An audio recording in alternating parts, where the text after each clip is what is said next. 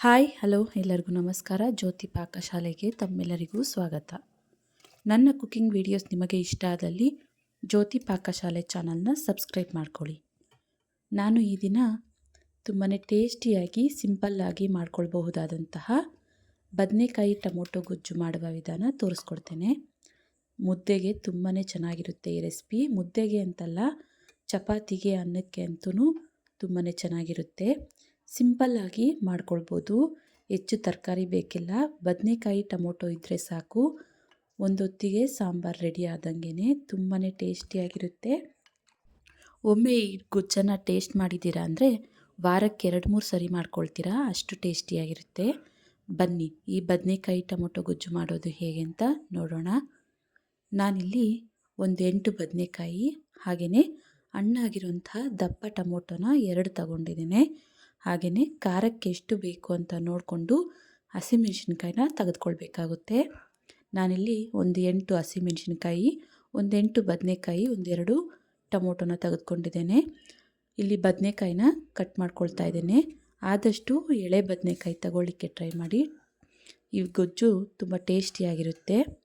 ನೋಡಿ, ಈ ರೀತಿಯಾಗಿ 4 ಪೀಸ್ ಅಥವಾ ಒಂದು 8 ಪೀಸಾಗಿ ಸಣ್ಣದಾಗಿ ಕಟ್ ಮಾಡ್ಕೊಳ್ಬೇಕಾಗುತ್ತೆ.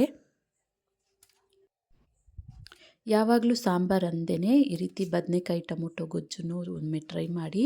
ತುಂಬಾ ಟೇಸ್ಟಿಯಾಗಿರುತ್ತೆ. ಹುಷಾರಿಲ್ದಿದ್ದವರಿಗಾಗಲಿ ಅಥವಾ ಬಾಯಿ ಕೆಟ್ಟಿದೆ ಅಂದವರಿಗಾಗಲಿ ಈ ರೀತಿ ಮಾಡಿಕೊಟ್ವಿ ಅಂದರೆ ತುಂಬಾ ಇಷ್ಟಪಟ್ಟು ತಿಂತಾರೆ. ಇದೇ ರೀತಿಯಾಗಿ ಎಲ್ಲ ಬದನೆಕಾಯಿನೂ ಕಟ್ ಮಾಡ್ಕೊಳ್ಬೇಕಾಗುತ್ತೆ. ನೋಡ್ಬೋದು, ಎಲ್ಲ ಬದನೆಕಾಯಿನೂ ಕಟ್ ಮಾಡ್ಕೊಂಡಿದ್ದೇನೆ. ಒಂದು ಪಾತ್ರೆಗೆ 1 ಟೀ ಸ್ಪೂನಷ್ಟು ಉಪ್ಪು ಹಾಕಿ ನೀರು ಹಾಕ್ಕೊಂಡಿದ್ದೇನೆ. ಅದಕ್ಕೆ ಕಟ್ ಮಾಡಿರುವಂತಹ ಬದನೆಕಾಯಿನ ಹಾಕ್ಕೊಳ್ತೇನೆ. ಈ ರೀತಿ ಹಾಕೋದ್ರಿಂದ ಬದನೆಕಾಯಿ ಬೇಗ ಕಪ್ಪಗಾಗಲ್ಲ ಅಂತ ಅಷ್ಟೇ. ಈಗ ಒಂದು ಅಗಲವಾದ ಕುಕ್ಕರ್ಗೆ ನಾವು ಉಪ್ಪು ನೀರಿಗೆ ಹಾಕ್ಕೊಂಡಿರುವಂತಹ ಬದನೆಕಾಯಿನ ಸೇರಿಸ್ಕೊಳ್ತೇನೆ. ಹಾಗೆಯೇ ಕಟ್ ಮಾಡಿರುವಂತಹ 2 ಹಣ್ಣಾದಂತಹ ಟೊಮೊಟೊನ ಸೇರಿಸ್ಕೊಳ್ತೇನೆ. ಹಾಗೆಯೇ ಹಸಿಮೆಣಸಿನ್ಕಾಯಿನ ನೋಡಿ, ಈ ರೀತಿಯಾಗಿ 2 ಭಾಗ ಕಟ್ ಮಾಡ್ಕೊಂಡಿದ್ದೇನೆ, ಅವನ್ನ ಹಾಕ್ಕೊಳ್ತೇನೆ. ಹಾಗೆಯೇ 1 ಈರುಳ್ಳಿನ ಕಟ್ ಮಾಡ್ಕೊಂಡಿರೋದನ್ನು ಹಾಕ್ಕೊಳ್ತೇನೆ. ಹಾಗೆ ಇದಕ್ಕೆ ಒಂದು 1/4 ಟೀ ಸ್ಪೂನಷ್ಟು ಅರಿಶಿನ ಹಾಕ್ಕೊಳ್ತೇನೆ.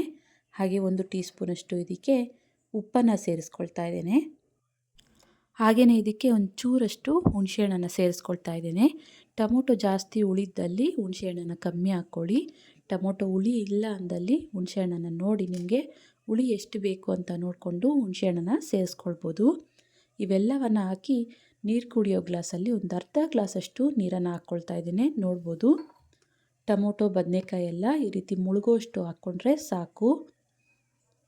ನೀರನ್ನು ಹಾಕಿ ಇದಕ್ಕೆ ಈಗ ಕುಕ್ಕರ್ ಲಿಡ್ಡನ್ನು ಕ್ಲೋಸ್ ಮಾಡ್ತೇನೆ. ಇದನ್ನು ಗ್ಯಾಸ್ ಮೇಲೆ ಇಟ್ಕೊಳ್ತೇನೆ. ಗ್ಯಾಸ್ ಮೇಲೆ ಇಟ್ಟು ಗ್ಯಾಸನ್ನು ಹಚ್ಚಿ ವಿಜಿಲನ್ನು ಹಾಕಿ 1 ವಿಜಿಲ್ ಕೂಗಿಸ್ಕೊಂಡ್ರೆ ಸಾಕು. ಇದನ್ನು 1 ವಿಜಿಲ್ ಕೂಗಿಸ್ಕೊಳ್ತೇನೆ.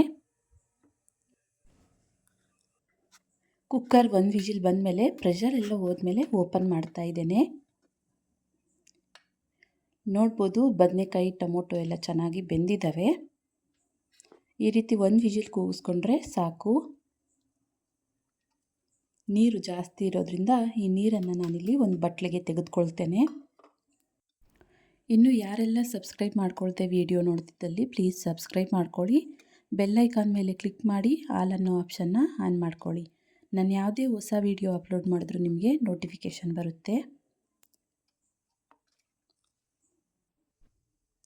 ನೋಡ್ಬೋದು, ಈ ರೀತಿಯಾಗಿ ನೀರೆಲ್ಲ ಒಂದು ಬಟ್ಲಿಗೆ ತೆಗೆದುಕೊಂಡಿದ್ದೇನೆ. ಈಗ ಇದನ್ನು ನಾವು ಮಸಿಯೋ ಕೋಲಿಂದ ಸ್ವಲ್ಪ ಸ್ಮ್ಯಾಶ್ ಮಾಡ್ಕೊಳ್ಬೇಕಾಗುತ್ತೆ. ಈ ರೀತಿಯಾಗಿ ಬದನೆಕಾಯಿ ಟೊಮೊಟೊನ ಸ್ವಲ್ಪ ತರಿಯಾಗಿ ಈ ರೀತಿ ಮಸಿಯೋ ಕೋಲಲ್ಲಿ ಸ್ಮ್ಯಾಶ್ ಮಾಡ್ಕೊಳ್ಬೇಕಾಗುತ್ತೆ. ಜಾಸ್ತಿ ನುಣ್ಣಗೆ ಮಾಡದೆ ಬದನೆಕಾಯಿ ಟೊಮೊಟೊ ಅಲ್ಲಲ್ಲಿ ಬಾಯಿಗೆ ಸಿಗೋ ರೀತಿ ತರಿಯಾಗಿ ಈ ರೀತಿ ಸ್ಮ್ಯಾಶ್ ಮಾಡ್ಕೊಳ್ಬೇಕು, ಮಸಿದ್ಕೊಳ್ಬೇಕಾಗುತ್ತೆ. ಹಸಿಮೆಣಸಿನ್ಕಾಯಿ, ಹುಣಸೆಹಣ್ಣು ಎಲ್ಲ ಸ್ಮ್ಯಾಶ್ ಆಗೋ ರೀತಿ ಚೆನ್ನಾಗಿ ಇದನ್ನು ಮಸಿದ್ಕೊಳ್ಬೇಕು. ನೋಡಿ, ಇಷ್ಟು ಮಸಿದ್ಕೊಂಡ್ರೆ ಸಾಕು. ನೋಡ್ಬೋದು ಈ ರೀತಿಯಾಗಿ ಸ್ವಲ್ಪ ಟೊಮೊಟೊ ಬದನೆಕಾಯಿ ಅಲ್ಲಲ್ಲಿ ಬಾಯಿಗೆ ಸಿಗೋ ರೀತಿ ಇದ್ರೇ ಚೆನ್ನಾಗಿರುತ್ತೆ ಈ ಗೊಜ್ಜು. ಈಗ ಇದಕ್ಕೆ ಒಗ್ಗರಣೆ ಮಾಡ್ಕೊಳ್ಳೋಣ. ಒಗ್ಗರಣೆ ಮಾಡ್ಕೊಳ್ಳಿಕ್ಕೆ ಗ್ಯಾಸ್ ಮೇಲೆ ನಾನಿಲ್ಲಿ ಮಣ್ಣಿನ ಮಡಕೆದು ಪಾತ್ರೆನ ಇಟ್ಟು ಗ್ಯಾಸನ್ನು ಹಚ್ಕೊಳ್ತೇನೆ. ಇದಕ್ಕೆ ಸ್ವಲ್ಪ ಎಣ್ಣೆನ ಹಾಕ್ಕೊಳ್ತೇನೆ. ಎಣ್ಣೆ ಕಾದ ನಂತರ ಇದಕ್ಕೆ ಸಾಸಿವೆನ ಹಾಕ್ಕೊಳ್ತೇನೆ.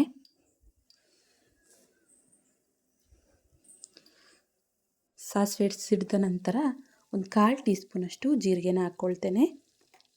ಜೀರಿಗೆ ಸ್ವಲ್ಪ ಎಣ್ಣೆಯಲ್ಲಿ ಫ್ರೈ ಆದ ನಂತರ ಒಂದು 8ರಿಂದ 10 ಎಸಳು ಬೆಳ್ಳುಳ್ಳಿನ ಜಜ್ಜಿ ಹಾಕ್ಕೊಳ್ತೇನೆ. ಎಣ್ಣೆಯಲ್ಲಿ ಸ್ವಲ್ಪ ಬೆಳ್ಳುಳ್ಳಿನ ಫ್ರೈ ಮಾಡ್ಕೊಳ್ಳೋಣ. ಬೆಳ್ಳುಳ್ಳಿ ಸ್ವಲ್ಪ ಫ್ರೈ ಆದ ನಂತರ ಒಂದು ಈರುಳ್ಳಿನ ಉದ್ದುದ್ದಕ್ಕೆ ಕಟ್ ಮಾಡ್ಕೊಂಡಿರೋದನ್ನು ಹಾಗೆಯೇ ಒಂದು 2ರಿಂದ 3 ಒಣಮೆಣಸಿನ್ಕಾಯಿನ ಮುರಿದು ಸೇರಿಸ್ಕೊಳ್ತೇನೆ. ಹಾಗೆಯೇ ಇದಕ್ಕೆ ಸ್ವಲ್ಪ ಕರಿಬೇವನ್ನ ಹಾಕ್ಕೊಳ್ತೇನೆ. ಕರಿಬೇವು, ಈರುಳ್ಳಿ, ಒಣಮೆಣಸಿನ್ಕಾಯಿನ ಹಾಕಿ ಈರುಳ್ಳಿ ಸ್ವಲ್ಪ ಫ್ರೈ ಆಗೋವರೆಗೂ ಫ್ರೈ ಮಾಡ್ಕೊಳ್ಬೇಕಾಗುತ್ತೆ. ಈರುಳ್ಳಿನ ಜಾಸ್ತಿ ಸಾಫ್ಟಾಗಿ ಬೇಯಿಸ್ಕೊಳ್ಬಾರ್ದು, ಒಂದು ಸ್ವಲ್ಪ ಫ್ರೈ ಆದರೆ ಸಾಕು. ಸ್ವಲ್ಪ ಈರುಳ್ಳಿ ಹಸಿಯಾಗಿ ಬಾಯಿಗೆ ಸಿಕ್ಕಿದ್ರೇ ಚೆನ್ನಾಗಿರುತ್ತೆ ಈ ಗೊಜ್ಜಲ್ಲಿ. ಹಾಗಾಗಿ ಸ್ವಲ್ಪ ಅರ್ಧಂಬರ್ಧ ಬೇಯಿಸ್ಕೊಂಡ್ರೆ ಸಾಕು. ನೋಡ್ಬೋದು ಈರುಳ್ಳಿ ಒಂದು ಅರ್ಧದಷ್ಟು ಬೆಂದಿದ್ದಾವೆ. ಇಷ್ಟು ಬೆಂದರೆ ಸಾಕು. ಇದಕ್ಕೆ ನಾವು ಮಸದ್ಕೊಂಡಿರೋಂತಹ ಬದನೆಕಾಯಿ ಮಿಶ್ರಣನ ಸೇರಿಸ್ಕೊಳ್ತೇನೆ. ಹಾಗೆಯೇ ನಾವು ಬದನೆಕಾಯಿ ಬೇಯಿಸ್ಕೊಂಡಿರೋಂತಹ ನೀರನ್ನು ಸೈಡಿಗೆ ತೆಗೆದಿದ್ವಲ್ಲ, ಅವನ್ನು ಕುಕ್ಕರಿಗೆ ಹಾಕಿ ಕಲಸಿ ಹಾಕ್ಕೊಳ್ತಾ ಇದ್ದೇನೆ.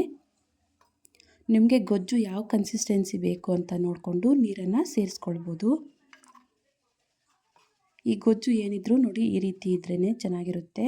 ಜಾಸ್ತಿ ತೆಳ್ಳಗೂ ಮಾಡ್ಕೋಬಾರ್ದು, ಜಾಸ್ತಿ ಗಟ್ಟಿನೂ ಮಾಡ್ಕೋಬಾರ್ದು. ಈಗ ಇದಕ್ಕೆ ಸ್ವಲ್ಪ ಕೊತ್ತಂಬರಿ ಸೊಪ್ಪನ್ನು ಕಟ್ ಮಾಡಿಕೊಂಡಿರೋದನ್ನು ಸೇರಿಸ್ಕೊಳ್ತೇನೆ. ಕೊತ್ತಂಬರಿ ಸೊಪ್ಪನ್ನು ಹಾಕಿ ಚೆನ್ನಾಗಿ ಇದನ್ನು ಮಿಕ್ಸ್ ಮಾಡ್ಕೊಳ್ಳೋಣ.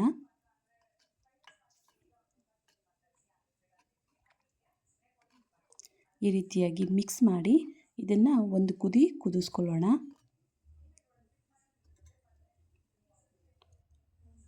ನೋಡ್ಬೋದು ಬದನೆಕಾಯಿ ಗೊಜ್ಜು ಚೆನ್ನಾಗಿ ಕುದೀತಾ ಇದೆ. ಈ ರೀತಿ ಒಂದು ಕುದಿ ಬಂದರೆ ಸಾಕು, ಜಾಸ್ತಿ ಕುದಿಸ್ಲಿಕ್ಕೆ ಹೋಗಬಾರ್ದು. ಈಗ ಬದನೆಕಾಯಿ ಟೊಮೊಟೊ ಗೊಜ್ಜು ರೆಡಿ ಆಯಿತು. ಗ್ಯಾಸನ್ನು ಆಫ್ ಮಾಡ್ಕೊಳ್ತೇನೆ. ಇದನ್ನು ಒಂದು ಬಟ್ಲಿಗೆ ಸರ್ವ್ ಮಾಡ್ತೇನೆ.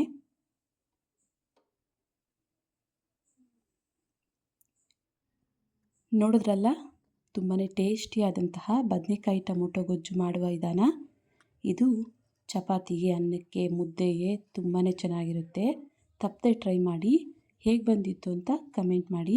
ಈ ವಿಡಿಯೋ ನಿಮಗೆ ಇಷ್ಟ ಆಗಿದೆ ಅಂದ್ಕೊಳ್ತೇನೆ. ಇಷ್ಟ ಆದಲ್ಲಿ ಈ ವಿಡಿಯೋಗೊಂದು ಲೈಕ್ ಮಾಡಿ. ಯಾರೆಲ್ಲ ಸಬ್ಸ್ಕ್ರೈಬ್ ಮಾಡ್ಕೊಳ್ದೆ ವಿಡಿಯೋ ನೋಡ್ತಿದ್ದಲ್ಲಿ ಪ್ಲೀಸ್ ಸಬ್ಸ್ಕ್ರೈಬ್ ಮಾಡ್ಕೊಳ್ಳಿ. ಈ ವಿಡಿಯೋ ಹೇಗನ್ನಿಸ್ತು ಅಂತ ಕಮೆಂಟ್ ಮಾಡಿ. ಹಾಗೆ ಈ ವಿಡಿಯೋ ಇಷ್ಟ ಆದಲ್ಲಿ ನಿಮ್ಮ ಫ್ರೆಂಡ್ಸ್ ಆ್ಯಂಡ್ ಫ್ಯಾಮಿಲಿ ಮೆಂಬರ್ಸ್ಗೆ ಈ ವಿಡಿಯೋನ ಶೇರ್ ಮಾಡಿ. ಧನ್ಯವಾದಗಳು.